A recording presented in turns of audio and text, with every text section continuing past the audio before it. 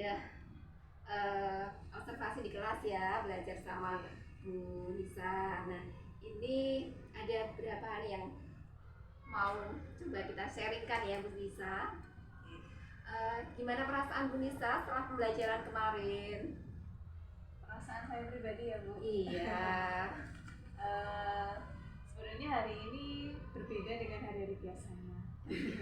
Bedanya kenapa ya, ini? Sebenarnya perasaannya mengajar hari ini merasa lebih ringan, maksudnya lebih enteng untuk menyampaikan materi. Karena menggunakan pembelajaran yang berdiferensiasi itu ternyata kita bisa memposisikan anak sesuai dengan kebutuhan belajarnya mereka masing-masing. Oke, jadi perasaannya lebih ringan, lebih mudah dalam menyampaikan materi juga. Ya, lebih materi juga sampai ke anak ya. Oke. Lebih ringan, lebih mudah, materi bisa sampai ke anak. Mungkin bisa nih Bu Nisa ceritakan nih pada kegiatan mana aja? Dalam menyampaikan materinya Bu, ya. Lebih mudah dalam istilahnya target atau tujuan pembelajarannya lebih mudah tercapai.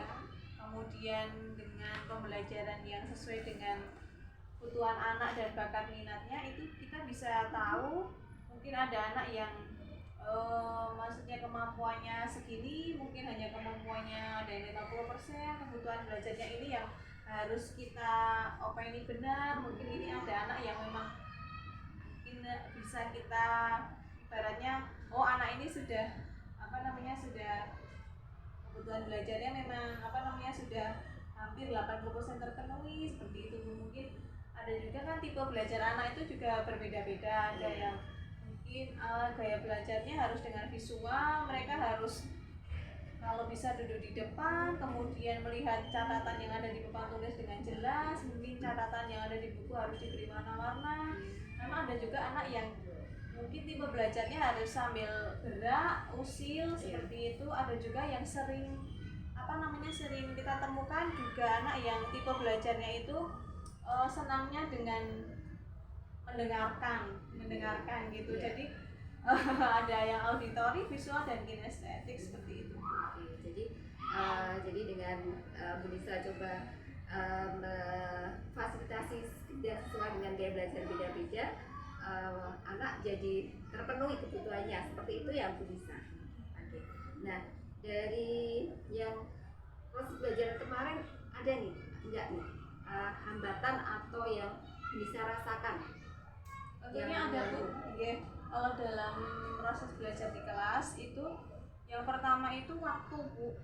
Ya, waktu itu karena 1 jam kan 35 menit. Kemudian kemarin kami gunakan 2 jam pelajaran. 2 jam pelajaran itu kan berarti hanya 70 menit. Sementara bagi saya waktunya istilahnya apa ya? Oyak-oyakan gitu loh jadi. Karena kan materinya ini kan tentang iklan ya. Jadi sebelum masuk ke materi ada refleksi itu yang mindfulness juga. Jadi teknik stop itu juga membutuhkan waktu tersendiri untuk merilekskan siswa, kemudian menata siswa, memposisikan siswa sampai mereka benar-benar rileks, mereka benar-benar siap untuk belajar kayak gitu tuh ternyata ya 10 menit sendiri Bu gitu. Kemudian juga materinya iklan itu kan anak memang sebenarnya dulu pernah di semester 1 belajar tentang iklan karena bahasa Indonesia, dan ternyata 70 menit itu kemarin oyak-oyakan gitu loh ya, karena ada membuat kelompok, kemudian masih menggunting surat kabar, menempel, kemudian masih mengidentifikasi unsur-unsurnya, habis itu menjelaskan di depan, terus membuat iklan penawaran, itu juga membutuhkan waktu tersendiri. Berarti hambatannya itu di waktu ya. Hambatannya di waktu. Nah, kemudian untuk mengatasi itu semua gimana nih solusinya? Jadi kedepannya mungkin saya sendiri harus pintar untuk memanage waktunya Bu. Mungkin saya harus merancang RPP-nya juga harus lebih tepat lagi. Mungkin ini kira-kira cukup nggak dengan waktu segini, itu istilahnya estimasi waktunya cukup atau tidak gitu. Berarti saya harus benar-benar bisa mengkondisikan kelas dengan porsi waktu yang sedemikian rupa itu 70 menit bisa semuanya tercover seperti itu. Berarti lebih bisa Ya. manage, kemudian dalam penyusunan RPP-nya bisa lebih dilihat lagi secara detail gitu ya, Jing? Ya. Oke. Kemudian nih dari yang sudah Bu Nisa lakukan di kelas ini, kira-kira kalau menurut Bu Nisa sendiri nih, ukuran keberhasilan yang dicapai oleh Bu Nisa saat pembelajaran itu menurut Bu Nisa berapa banyak sih? Ukuran keberhasilan kalau 100% tidak, Bu. Iya. Mungkin 80%. 80%. Oh, bagus. Ya. Jadi kan Bu Nisa mengatakan kira-kira 80%. Nah, Bu Nisa bisa melihat 80% itu dari apa? Indikatornya apa saja nih? Dari mereka bisa mengidentifikasi unsur-unsur iklan. Ya. Jadi tujuan pembelajaran memang mengidentifikasi unsur-unsur iklan. Kemudian saya melihat anak bisa atau peserta ini tuh dapat mengidentifikasi unsur-unsur iklannya. Jadi kan mereka menemukan iklan di media surat kabar, kemudian dipotong, setelah itu ditempel di sebuah kertas yang dilakukan secara kelompok, kemudian mereka berdiskusi dan mengidentifikasi unsur-unsurnya. Mereka tahu ini yang dinamakan judul iklan, kemudian ini yang dinamakan misalnya isi iklannya, kemudian ini yang dinamakan kalau di media ada visual yang menarik, mungkin ini yang jadi unsur-unsur yang ada di iklan itu apa saja dan ciri-ciri bahasanya apa saja itu mereka bisa mengidentifikasi kayak gitu, Bu. Oke, berarti indikatornya tadi ya anak-anak bisa mengetahui unsur-unsur iklan, kemudian ciri-ciri iklan, bahasa iklan seperti apa, gitu. Oke, bagus sekali. Kemudian nih harapan Bu Nisa sendiri untuk kedepannya untuk murid itu apa? Dari murid itu apa yang diharapkan? Harapannya, ya harapannya untuk murid ya, Bu ya. Untuk murid, kalau untuk murid jadi mereka diharapkan ini. Mereka kan biasanya ini ya, Bu, kadang kan jarang ya guru itu ketika mau memulai pelajaran melakukan refleksi menggunakan teknik stop itu kan beberapa kali ini memang sangat jarang. Kadang ice breaking langsung masuk ke materi, ternyata dengan melakukan refleksi melalui teknik stop kemudian mindfulness itu ternyata siswa itu lebih mereka lebih fokus, kemudian mereka juga lebih siap dalam dalam belajarnya, mereka lebih fokus juga. Maksudnya kan dengan iringan musik klasik mereka lebih istilahnya lebih kemarin sempat hening suasananya terus kayak khidmat kayak gitu. Jadi mereka benar-benar rileks.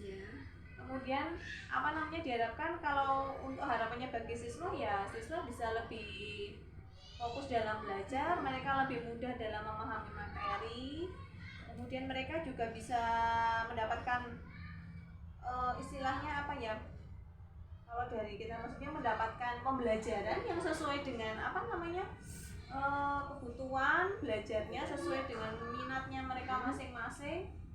Intinya kita mereka sebagai tuannya, kemudian guru yang memfasilitasi sesuai dengan kebutuhan belajarnya. Jadi kebutuhan belajarnya mereka intinya bisa terpenuhi sesuai karakteristik dan maksudnya siapa belajarnya mereka. Jadi harapannya kebutuhan siswa bisa terpenuhi dan murid bisa tadi fokus lebih terpusat dalam menimba pelajaran gitu ya, bisa kalau tadi saya oke. Kemudian nih dari tadi harapan kedepannya tadi sudah, kemudian adakah dukungan yang sebenarnya Bu Nisa inginkan untuk proses pembelajaran selanjutnya, atau mungkin komitmen apa yang mungkin akan dibuat oleh Bu Nisa pembelajaran selanjutnya? Komitmen yang akan saya terapkan untuk pembelajaran ke depan itu berarti seorang guru itu harus bisa istilahnya menyelami peserta didik dulu, Bu. Mengetahui istilahnya kebutuhan belajar anak masing-masing, mungkin si A kebutuhan belajarnya seperti ini, si B kemudian seperti ini, si C seperti ini, karena dengan berbagai karakteristik anak yang ada di kelas harus kita perlakukan berbeda-beda. Maksudnya bukan berarti terus membeda-bedakan, tetapi kita harus bisa melayani anak sesuai dengan kebutuhan belajarnya dia masing-masing, seperti itu. Berarti lebih detail untuk mengetahui karakter masing-masing anak. Nah, ini kapan nih rencananya Bu Nisa mau lakukan nih komitmen ini? Apa nih mau dimulai lagi? Ajaran baru. Ajaran baru ya. Iya, karena ini sudah mau tes ya, sudah selesai. Oke. Bagus sekali Bu Nisa. Kemudian nih Bu Nisa ada satu lagi yang mau saya tanyakan nih. Menurut Bu Nisa sendiri nih, kemudian apa nih rencana tindak lanjut untuk kedepannya? Dari kemarin kan saya pembelajaran ini setelah saya rasakan sendiri memang pertama lebih ringan, lebih nyaman juga dalam istilahnya menyampaikan materi ke anak-anak juga lebih senang. Mereka kan sebelum mulai pelajaran itu sepertinya bertanya-tanya, Bu, ketika saya masuk saya bawa media, kemudian mereka ternyata belum pada kenal, ada emosi, Bu bawa apa, Bu untuk apa. Jadi penasaran mereka itu sangat besar. Kemudian untuk apa tuh Bu, untuk apa? Terus ini untuk istilahnya nanti kamu perasaan hari ini bagaimana, sebelum kita belajar kita refleksi dulu, seperti itu. Memang itu sangat efektif sekali Bu digunakan di kelas. Jadi mereka pertamanya kan ada yang, Bu kalau perasaanku campur aduk ditulis apa. Jadi mereka kan ada yang mungkin jawabnya cuma senang, ada yang menjawabnya baik-baik aja sesuai dengan yang ada di situ. Kemudian ada yang mungkin bingung, itu juga ada Bu yang jawab bingung. Ada juga yang kecewa, bingung, baik-baik aja. Jadi mereka memang perasaannya mungkin lagi campur aduk gitu. Memang itu sangat efektif sekali Bu untuk sebagai guru tahu anak moodnya pagi itu seperti apa. Sebelum kita masuk ke pelajaran kita jadi tahu, oh ternyata harus kita rubah dulu moodnya, kita posisikan anak dalam keadaan benar-benar siap untuk belajar itu. Jadi rencananya dengan teknik tadi stop atau penggunaan roda emosi akan diterapkan nih pada pembelajaran selanjutnya gitu ya. Oke Bu Nisa, ini kita sudah di akhir pembicaraan dari mungkin yang kita obrolkan, kemudian kemarin pas pembelajaran mungkin ada yang perlu disimpulkan nih dari Bu Nisa. Apa kelebihan dari yang sudah dilakukan Bu Nisa, kemudian apa yang perlu ditingkatkan dalam proses pembelajaran? Ya, kelebihannya mungkin dari segi apanya Bu, misalnya dari pada waktu kemarin pembelajaran itu apa nih yang kelebihan yang strategi Bu Nisa sama rasakan? Ya, strategi yang saya gunakan sama teknik-tekniknya itu mungkin dapat saya tangkap ini sebagai istilahnya bantuan, maksudnya saya kelebihan, maksudnya oh ternyata teknik ini tuh bagus sekali bisa digunakan gitu. Jadi sangat membantu guru juga, kemudian anak juga bisa belajar dengan lebih optimum itu. Kemudian apa lagi Bu? Yang perlu ditingkatkan. Oh, yang perlu ditingkatkan karena waktu ya, masalah waktu juga. Dengan tujuan pembelajaran 3 itu sangat oyak-oyakan dengan waktu. Kemudian juga dalam pelajaran itu mungkin teknik penilaiannya Bu, karena kan untuk evaluasi juga itu kan nggak cukup waktunya kemarin. Jadi dibagi LKPD, terus habis itu terus belum sempat menilai juga untuk memberikan umpan baliknya itu belum sempat karena waktunya juga udah habis. Kemarin kan habis pelajaran juga soal itu terus Nanti yang perlu ditingkatkan adalah ya dalam satu pembelajaran itu kan kita dalam memberikan ini loh kan, anak dibagi LKPD terus belum sempat kita nilai, belum sempat kita berikan umpan balik seperti itu, waktunya sudah kehabisan. Tapi ketika mereka berdiskusi kemudian mengkonfirmasi ke depan tuh mari sudah untuk LKPD terus memberikan umpan balik itu belum. Berarti yang mungkin gitu ya. Ya, itu bisa dalam menit waktunya, dalam mungkin tadi disampaikan di awal sudah benar, pembuatan editornya lebih detail. Oh kira-kira waktu sedikit itu dia bisa. Oke, terima kasih Bu Nisa atas waktunya. Tadi udah hebat sekali, kemarin juga saya ikut di kelas sudah hebat sekali. Semoga apa yang jadi harapan Bu Nisa, rencana tidak lanjut ke depannya bisa terlaksana dengan itu Bu Nisa. Terima kasih sekali.